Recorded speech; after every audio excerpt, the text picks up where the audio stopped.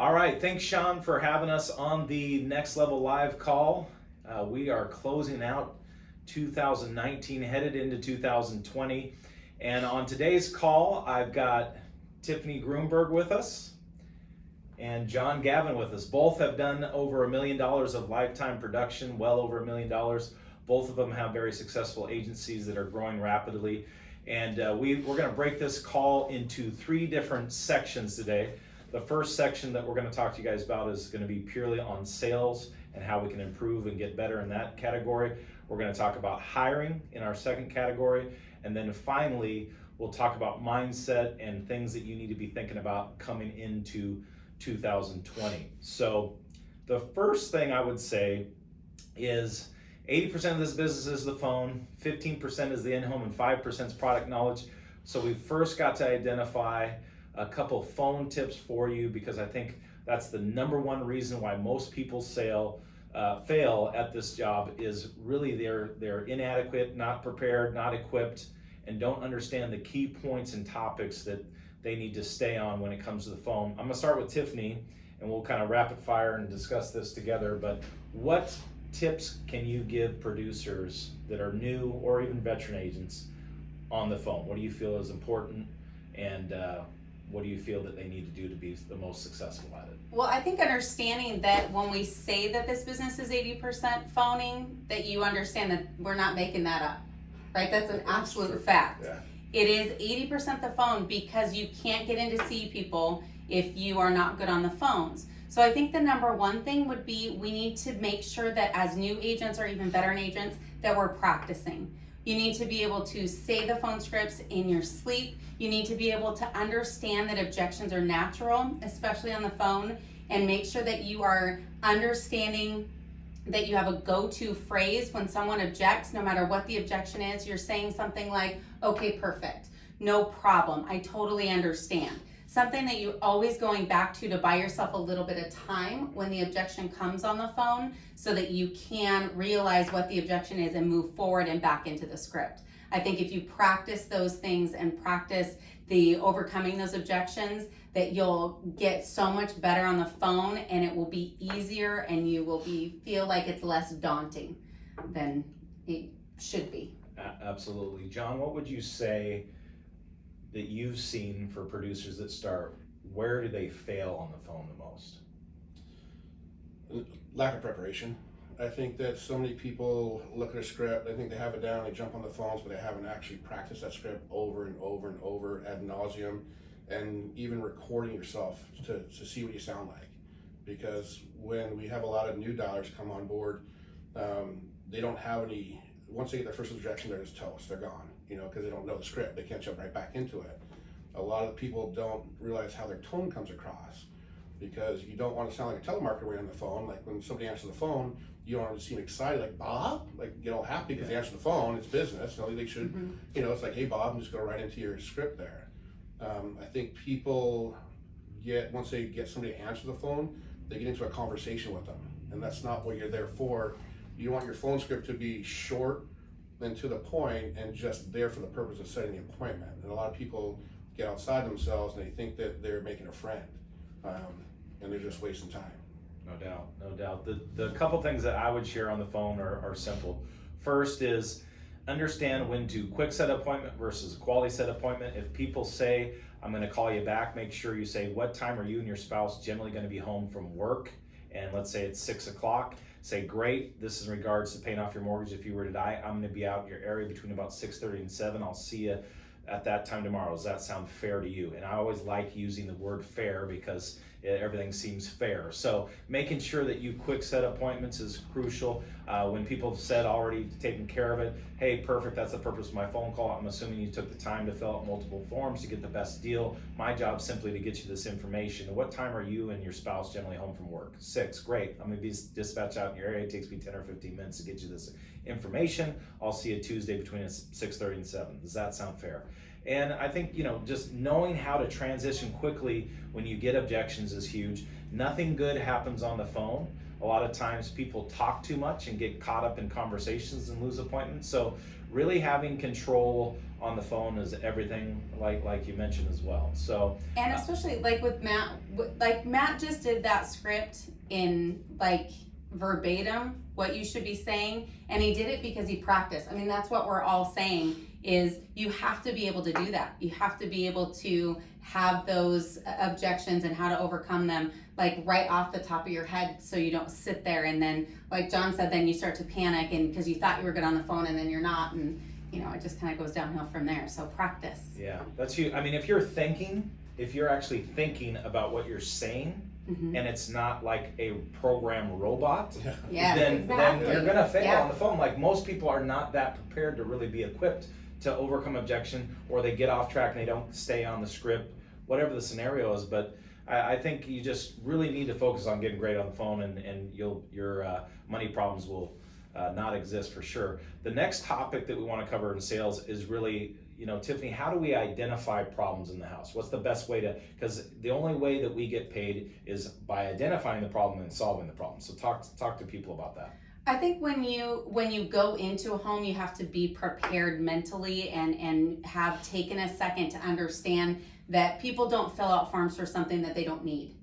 They want you to come in there. They know that there's a gap in their life where they're not prepared for. So that's where you come in. So identifying what that problem is allows you to build value, first off. So when you're first in the home, you need to start asking simple questions, but making sure that you understand that you are the one who has the answers to them, the questions. So when it comes to watching people who get uncomfortable when you talk about the income difference, things like that, that's going to give you the opportunity to understand that there's going to be an income gap, and you're not just preparing a burial plan for someone. You need to be able to recognize that there's an income difference there and bring that out and bring it up. I think sometimes what we do is we get so linear and we focus so much on just making sure that we get a burial plan in place or something like that, that we forget to ask the bigger questions and really identify what the actual problem is. And that is, family's gonna have to come in from out of town. They're not gonna be able to afford the flight, things like that. And if we miss asking good questions and miss reading body language, when people get uncomfortable and they start to fold their arms or lean away from you, that's you saying you found a hot button. You found something that they are maybe uncomfortable talking about, and that's where, the more uncomfortable you get, the more comfortable your family gets, all that kind of stuff. So I think that's really important. Identifying those up front and laying out a process for your clients will help just lead right directly into a product picking. What would you say, John, for identifying problems? What have you seen or helped that maybe you thought they filled out the form for one reason, but you drilled down so much and found value in a story or whatever it might be? I think all of that comes out in the financial inventory. I mean, it doesn't matter what appointment you're in, whether it's final expense or mortgage protection, or through an EverQuote internet lead, you have to do a full financial inventory, because that typically will lay the story out for you right there. It's going to show you what kind of income they have, what kind of income loss they're going to have, what they have in place for their burial expenses or mortgage protection or anything like that, what's going to be left behind. So that kind of helps paint the picture. And if it's final expense, what's the problem going to be if it's a single person and they have no coverage in place? Every time someone dies, there's a lot of expenses that are incurred. Like you said, somebody might have to come out of town. Not only the cremation or funeral that needs to be paid for, it's all transportation costs and all these other costs that start to accumulate. Well, that bill is left to somebody. And so who's that person going to be? And so at every final expense appointment I go to, I ask who is going to be financially responsible for taking care of your final arrangements. And that's because somebody's going to have to pay for it. Who's that going to be? You identify that person, ask a lot of questions about that person, where do they live? They have to come from out of town, what they do for a living. Do they have the $10,000 check that it's going to take to provide you the proper burial services? And if they don't, you say, I think it's great that you're actually putting something in place, making small incremental payments so they don't have to write a big one. If it's mortgage protection, a lot of families we sit with, when you do a financial inventory and you look at the disparity in the income, what's going to be left behind when one or two of them dies, that's the first time they've ever looked at that. And a lot of times it's a slap in the face. So a lot of times I'll do the financial inventory and I'll look at them and say, now I know why I'm here, look at this. If Bob doesn't wake up and make it home tomorrow, what are you going to do? And it's the first time that Mary realizes that she's going to be in a world of hurt if something happens to him, and thank God that I'm there to provide some help for them. So the financial inventory is the thing that identifies all the problems you're going to need to solve right there. Absolutely, no, that's great. One of the things, one of the next points we want to cover is just building value in the house, and I think this kind of goes hand in hand as far as identifying problems, building value, etc. And that certainly financial inventory is the key to your success as far as locating premium and opportunities in the house. The one thing I would say is if you really are empathetic to your client's situation and you really start to put them in the picture and let them tell their own story, that will generally start to build the value and also identify the problem in the house, which is huge. So what are some things, Tiffany, you would say that helps build value in the house? I think simple things, and I especially when I'm training new agents right now, there's a lot of wanting just to get through the financial inventory instead of recognizing why you're asking the questions that you're asking. And I think that when you realize the difference between those two things, that's where your value comes from. When you start asking the beneficiaries' names and you use them, if they're, John and Mary, who's going to be there to pick up the pieces when you're no longer with us? And they say their daughter Jennifer. From now on, there is no beneficiary, there's Jennifer, and that's it. So when you recognize things like that, the reason that people don't buy is hands down because they don't understand what it does for them, right? And recognizing the type of people that you're sitting with. If you're in a house where there's no family pictures around, but there's a ton of animals, you better start talking about their animals, right? It's about finding the real thing that matters to your client, because they already know that they have a need. You're not trying to create this need for them. They know it's there. You're trying to help them realize what they're doing, because this is the most selfless thing that they can do. They are not going to benefit from it. And bringing that up again and using beneficiaries' names and congratulating them on being selfless is huge. And I think that right there, especially when we're all running a lot of final expense appointments during the holidays right now, huge time. People have just visited with family. They're thinking about them a lot. They're missing them if they're not able to come visit. And it's a huge time to be able to help solve those problems. What do you think, John, helps you build value in the house? I think so if you're able to always put the client before your own needs, not have commission breath when you're walking in, have a real conversation with them and understand what their financial situation is, and show them how to solve the problems that they have there. A lot of our clients, when we, whether it's final expense or mortgage protection, they're on limited incomes. And so to show them something, not based off price, but based off value and what it's going to do for somebody else. Because if you have a married couple that's on limited income, just think of how if, a third or half that income is gone, how are they going to come up with the money for final expenses? If you're on a mortgage protection appointment and they're not very healthy, the way you build value in that is selling the fact that you can provide a whole life policy the coverage amount's never going to decrease, the price is never going to increase. This is going to be enforced when you need it most, and that's when this person dies.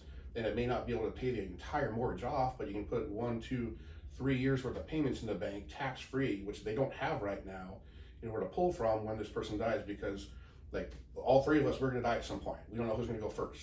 Okay. Right. And so when I sit with clients, I actually tell them that. And I said, if it's me, you guys are fine. If it's Mary, Bob, you're going to be really upset, but you'll survive financially. Bob, if it's you, Mary, you're in a world of hurt and you're not going to survive financially. So let's get this put in place today. Right. It's real simple. The one thing I would say about building values is you always need 5 things in every single sale. They need to make sure they trust and like you. Okay, so it starts with you. Obviously, you need to make sure that your product is providing the solution to their problem that you've identified.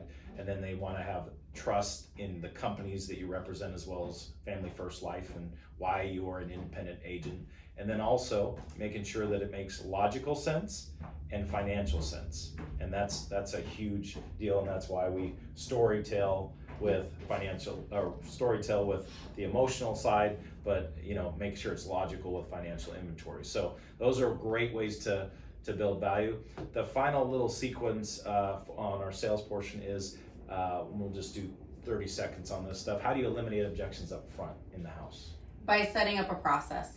Tell them exactly what you're going to do. We're going to spend 5 minutes going over your current financial situation. I need to understand what happens when you don't walk in the front door.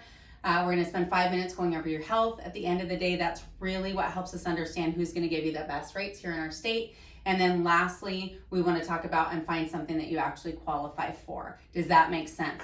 As long as you set things up like that, you can start eliminating those objections right away. Because I typically tell people, once we go through all this information, what we're going to do is send up a request for benefits to whichever carrier has agreed to give you the best ratings.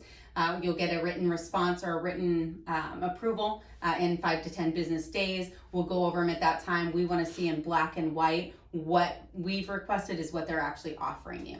So when you set that process up, and then there's an objection to the health information, or there's an objection to financial information, or anything like that, you can go right back to the beginning and say, John and Mary, you guys got to help me out. When we came, when we first started this, we went over how this process works, what I'm required to get from you as far as information goes. Now we have a problem with what's happening. Let's go back and figure out, is it because you don't trust me? And then you can break down those 5 things that Matt was just talking about with them when it comes to those objections. Because if you do it right, you shouldn't have an objection at the end because they're on board with the process. Absolutely. So we're going to move to the hiring section here as well.